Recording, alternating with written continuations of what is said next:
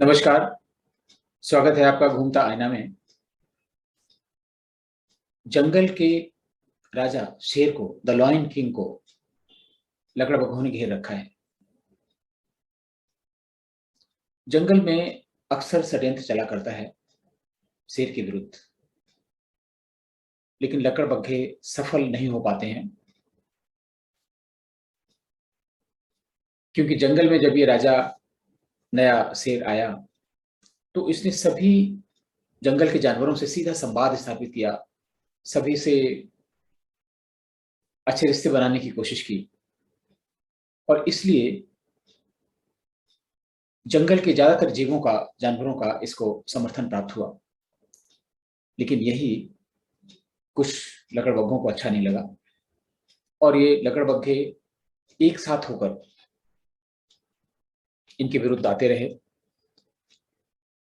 और अब ऐसा समय जब आया जंगल में कि उस शेर के अपने समर्थक, उनके अपने करीबी भी विरोधी पाले में खड़े हो गए, और अगर विरोधी पाले में नहीं खड़े हुए तो कम से कम दूर हो गए, उसके साथ नहीं थे।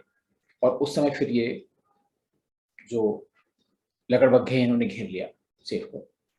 ये कहानी लॉयन किंग से मिलती जुलती है, जो आपने कुछ दिनों पहले मूवी देखी होगी। लेकिन यहां पर मैं बात कर रहा हूं नरेंद्र मोदी की। 2014 में सत्ता संभालने के बाद मोदी ने बहुत साहसिक निर्णय लिए और ये साहसिक निर्णय, देश हित के निर्णय, कुछ लोगों को अच्छे नहीं लगे और इसलिए ये लोग भी उन अंतरराष्ट्रीय षड्यंत्रकारियों के साथ हो गए जो देश विरोध में लगे रहते थे, देश विरोधी काम करते थे। चाहे मामला नोटबंदी का रहा हो, चाहे जीएसटी इम्प्लीमेंटेशन का रहा हो, धारा 370 हटाने का रहा हो, कृषि कानून बनाने को रहा हो, सीए एनआरसी को रहा हो, हर तरह से इनका इस तरह से विरोध किया गया कि जैसे जो कुछ हुआ वो सब कुछ गलत हुआ। और हो सकता कुछ गलत हो, लेकिन एक रचनात्मक विरोध कहीं दिखाई नहीं पड़ता। और कुछ दिन पहले ऐसा माहौल बना नूपुर शर्मा के बयान के बाद, जिसमें मोदी ने एक ऐसा निर्णय लिया जिसके लिए ऐसा बताया गया कि उन्होंने कतर के दबाव में ऐसा किया है और उनके समर्थक भी उनसे नाराज हो गए। सोशल मीडिया पर अगर आप देखें तो अंधभक्त कहलाने वाले उनके समर्थक आज उनके विरोध में खड़े हैं। और इसी दुर्भाग्यपूर्ण घड़ी में एक ऐसा भी मौका आया, विपक्षियों को मिला, जिसमें उन लोगों ने मोदी को घेरना शुरू कर दिया। और ये मौका आया तब जब अग्निवीर भर्ती की योजना लागू की गई। पूरे देश में प्रदर्शन हो रहे हैं, लेकिन सबसे ज्यादा प्रदर्शन और संपत्तियों को नुकसान बिहार में हुआ। वैसे तो प्रदर्शन हर जगह हुए, उत्तर प्रदेश में भी करने की कोशिश की गई। नया अभी एक पैटर्न हुआ है, तेलंगाना में भी बहुत जोर शोर से प्रदर्शन शुरू हुए, हिंसक प्रदर्शन शुरू हो गए हैं। राजस्थान, हरियाणा, मध्य प्रदेश, काफी जगह प्रदर्शन हुए। इन प्रदर्शनों की सबसे बड़ी विशेषता यह है कि ये प्रदर्शन स्वयं स्फूर्त दिखते जरूर हैं, लेकिन है नहीं। इन प्रदर्शनों में सबसे पहले तो वो लोग भाग ले रहे थे जो सेना में जाने की तैयारी कर रहे थे, जिन्होंने सेना में जाने का सपना देखा था। लेकिन अब इन प्रदर्शनों को देखते हुए ऐसा लग रहा है कि ये लोग वो नहीं हो सकते जो सेना में जाने वाले हैं। जिस तरह से रेलगाड़ियां फूकी जा रही हैं, स्टेशन फूके जा रहे हैं, हिंसा की जा रही है, सामान्य जो जनता है उसको भी परेशानियां हो रही हैं, उनकी गाड़ियां तोड़ी जा रही हैं, सड़क पर उत्पात किया जा रहा है। निश्चित रूप से ये वो लोग नहीं हो सकते जो सेना में भर्ती होने वाले हैं। और अगर ये सेना में भर्ती होने वाले हैं तो वाकई वो डिजर्व नहीं करते सेना में जाने के लिए। सेना में क्या, कहीं भी जाने के लिए डिजर्व नहीं करते। लेकिन क्या ये वही लोग हैं? ऐसा नहीं लगता। जिस तरह से हिंसा हो रही है, जिस तरह से योजनाबद्ध ढंग से ट्रेनों में आग लगाई जा रही है, और जिस तरह से ये पूरी गतिविधियां चलाई जा रही हैं। जैसे बिहार में उप मुख्यमंत्री हैं, उनके निवास पर घेराव किया गया, आक्रमण कर दिया गया, दफ्तर उनका भाजपा का फूंक दिया गया, भाजपा के नेताओं का घेराव किया जा रहा है, जहां कहीं उनके साथ दुर्व्यवहार किया जा रहा है। इस तरह की जो घटनाएं हो रही हैं वो इसका राजनीतिक पक्ष प्रस्तुत करती हैं। और भाजपा नेताओं ने कहने में भी संकोच नहीं किया कि बिहार में आरजेडी के लोग इन प्रदर्शनों को हवा दे रहे हैं, और हवा क्या दे रहे हैं, इसमें पूरी सक्रियता से भाग लेकर उत्पात मचा रहे हैं। जो विध्वंसक कार्रवाइयां हो रही, हिंसा की कार्रवाई हो रही, वो लोग कर रहे हैं। और इसमें संदेह होता है कि ऐसा सच है। सच इसलिए है कि बिहार के मुख्यमंत्री नीतीश कुमार खामोश हैं, और उनकी खामोशी एक बहुत बड़ा संदेश है केंद्र सरकार के लिए और पूरी जनता के लिए, कि शायद जाने अनजाने, परोक्ष अपरोक्ष में वो भी इस धरना प्रदर्शन और हिंसा को समर्थन दे रहे हैं। उनके सहयोगी दल के कार्यालय जलाए जा रहे हैं, उप मुख्यमंत्री पर आक्रमण किया जा रहा है, और नीतीश ने एक शब्द भी नहीं कहा अभी तक। जहां दूसरे राज्यों के मुख्यमंत्री चाहे भले ही उनको समर्थन दे रहे हो, कम से कम लोगों से हिंसा न करने की सलाह दे रहे हैं, युवाओं से प्रदर्शन को संयम पूर्ण और लोकतांत्रिक बनाने की अपील कर रहे हैं, लेकिन नीतीश ने अभी तक ऐसा नहीं किया। इस पर हम लोग विचार करेंगे, लेकिन सबसे पहले ये जानते हैं कि पूरा घटनाक्रम कैसे आरंभ हुआ, ये स्कीम अच्छी है या बुरी है, इसका हम लोग विश्लेषण करेंगे। मेरी नज़र से ये स्कीम बहुत अच्छी भी है और बहुत खराब भी है, इसकी बात हम करेंगे। लेकिन सबसे पहले इसका राजनीतिक पक्ष, और ये ऐसा क्यों होने लगा। सारी राजनीतिक पार्टियां भाजपा के अलावा या भाजपा की एक दो सहयोगियों के अलावा इसमें जुड़ गए हैं, और वो हर तरह से विरोध कर रहे हैं।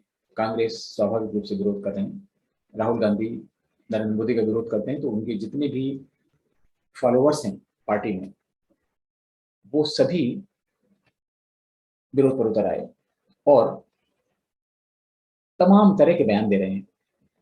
जो नेता विपक्ष हैं संसद में, अधीर रंजन, उनका बयान आया कि ये भगवाकरण की तैयारी है। मीन्स बिना सोचे समझे लोग बयान दे रहे हैं, और ऐसा लग रहा है कि इसमें जो लोग हैं उनको उकसाने का काम तो कर ही रहे हैं, उसमें सक्रिय सहयोग दे रहे हैं। आप देखें, इसमें बिहार के जो वीडियो एनालाइज किए गए हैं, उसमें आरजेडी के कार्यकर्ताओं के अलावा national students union of India, जो कांग्रेस से संबंध है, उसके लोग देखे गए हैं। और सबसे बड़ी चिंता की बात है कि कुछ वीडियो में पत्थरबाज भी देखे गए हैं। ये बहुत बड़ी खतरे की घंटी है। बहुत पहले से, जरा बैकग्राउंड में जाके बात करते हैं, बहुत पहले से ये प्रयास किया जा रहा था कि कुछ राज्यों में जहां पर एक भाजपा ने ब्रांड इक्विटी बनाने की कोशिश की है, जैसे योगी उत्तर प्रदेश में, वहां पर कोई 5 सालों में दंगा नहीं हो पाया, कोई गड़बड़ नहीं हो पाई, और योगी ने एक मजबूत और कुशल प्रशासक की छवि बनाई। जैसा अभियान नरेंद्र मोदी के खिलाफ 2002 से गुजरात में चलाया गया था, कुछ इस तरीके से लोग योगी को भी टारगेट कर रहे हैं।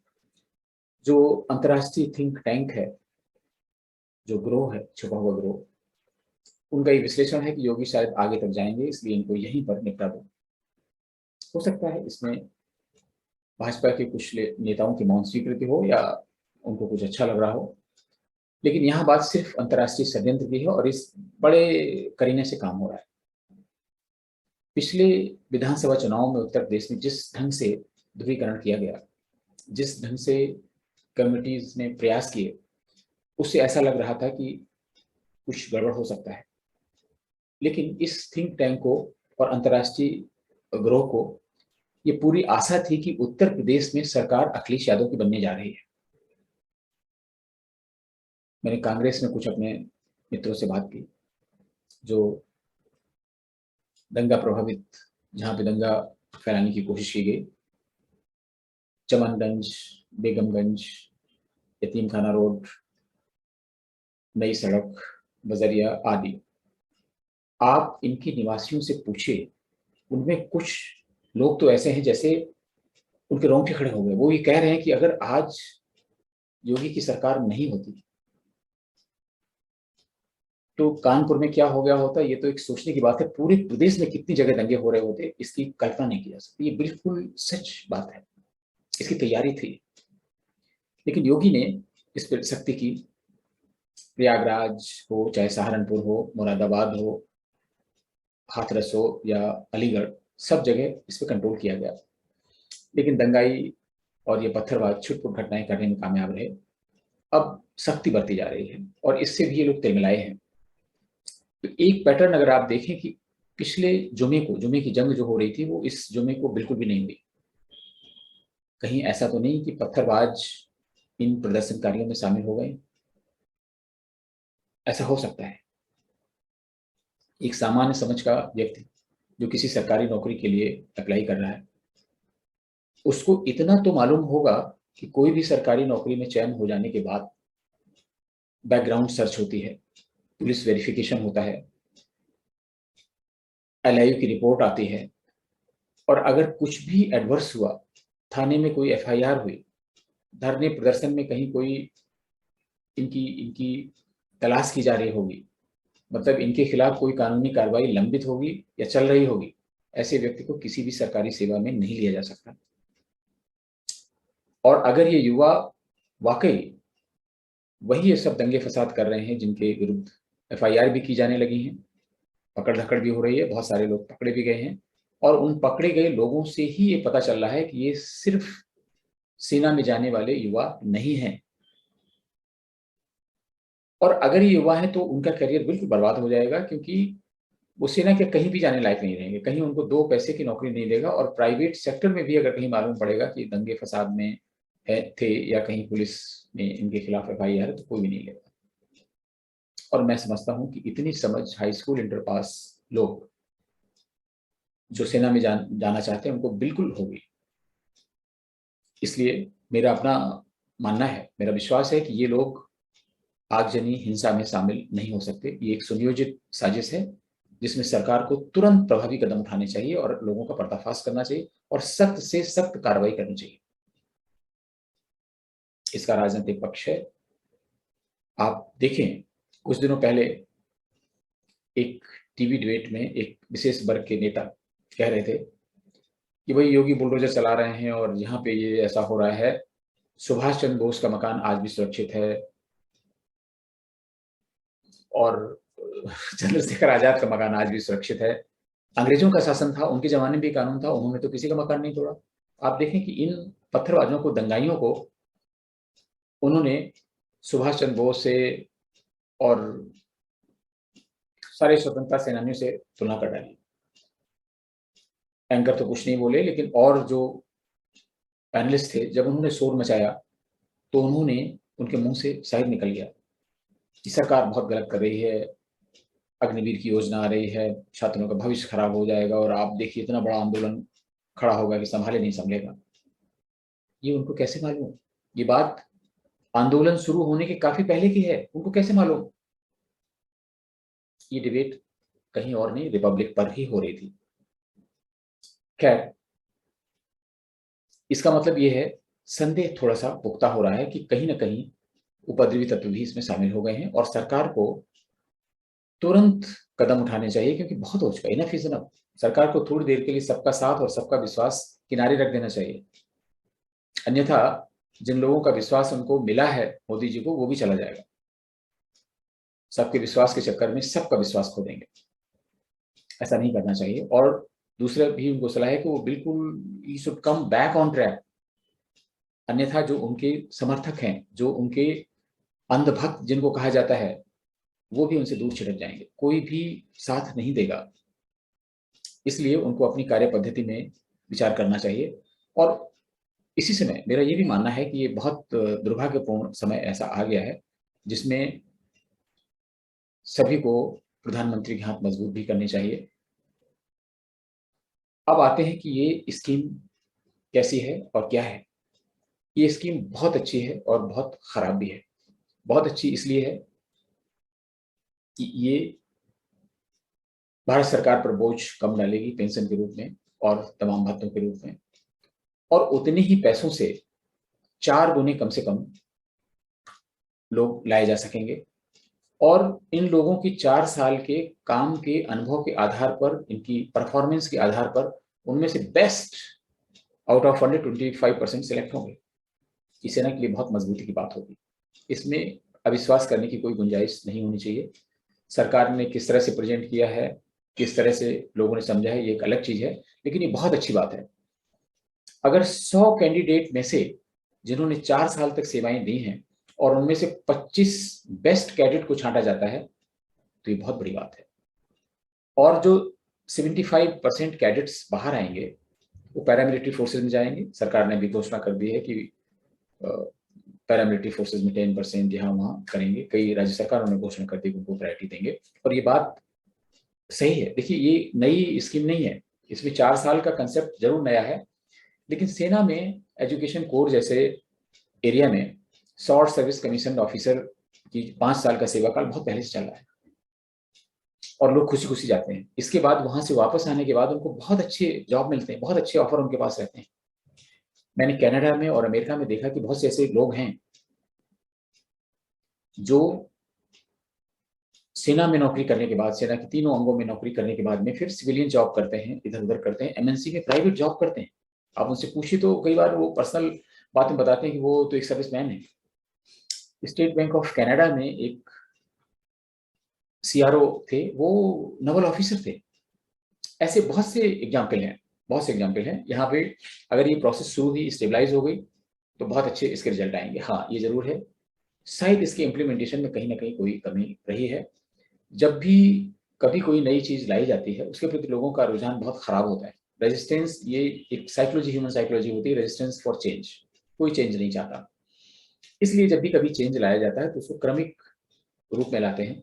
पुरानी स्कीम को बहुत छोटी स्केल पे खुली रखनी चाहिए थी 1-2 साल के लिए, और इस स्कीम को पायलट के रूप में लगानी चाहिए थी, और धीरे धीरे धीरे इस पे हमें स्विच ओवर कर लेना चाहिए था। खैर, सरकार ने इस पे मंथन किया होगा, एक से एक वेटरान हैं, मिलिट्री के ऑफिसर्स हैं, इन लोगों ने विचार किया होगा, दूसरे देशों में कहीं स्टडी किया होगा, देखा होगा कि कैसे लोगों ने किया है, और इसलिए इसमें कमियां निकालने का कोई कारण नहीं आता है। लेकिन इस तरह की स्कीम अमेरिका में है, रूस में है, इसराइल में तो हर आदमी के लिए आर्मी की सर्विस अनिवार्य है।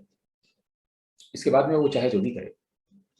अब कितनी सैलरी मिलेगी, क्या मिलेगी, लेकिन इतना जरूर है, अब सरकार ने एज बढ़ा के 3 साल, जो मांग हो रही थी 3 साल, उम्र भी बढ़ा दी है, आयु सीमा। इसके बाद जब एक कैंडिडेट 22 साल 23 साल में जब कभी रिटायर किया, मीन्स अपना टर्म पूरा करके बाहर आएंगे, तो उनको बहुत सारे जॉब ऑफर मिलेंगे। एक ऐसा डिसिप्लिन सोल्जर, उसको कहीं भी कोई भी organisation, PSU, paramilitary forces, state government, किसी भी जॉब के लिए ले लेंगे। और फिर ये सिर्फ बंदूक पकड़ने वाले लोग नहीं होंगे, ये स्किल्ड लोग होंगे जिन्होंने तमाम सारे एरिया में काम किया होगा।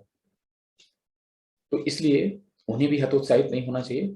और उनके पास 11-12 लाख रुपए होंगे। अरे भाई, 22-23 साल की उम्र में 10-11-12 लाख रुपए सोचना भी मुश्किल है, किसके पास हो जाते हैं।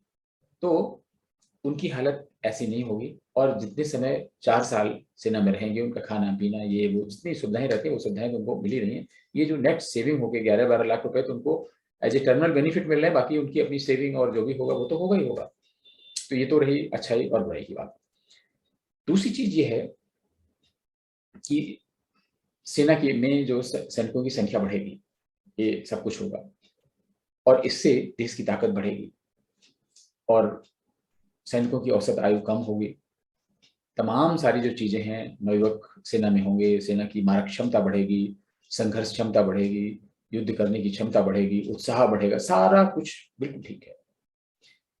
ये स्वाभाविक है कि जो लोग बहुत पहले से रेगुलर के रूप में आर्मी में जाना चाहते हैं, तो हो सकता है उनको थोड़ा सा झटका लगा, लेकिन होता है। ये सिविल सर्विसेज के यूनियन पब्लिक सर्विस कमीशन के यूपीएससी में कितनी बार चेंज हुए, लेकिन ऐसे आंदोलन तो नहीं हुए। राज्य सरकारों की जो सिविल सर्विसेज हैं उसमें कितने चेंज हुए।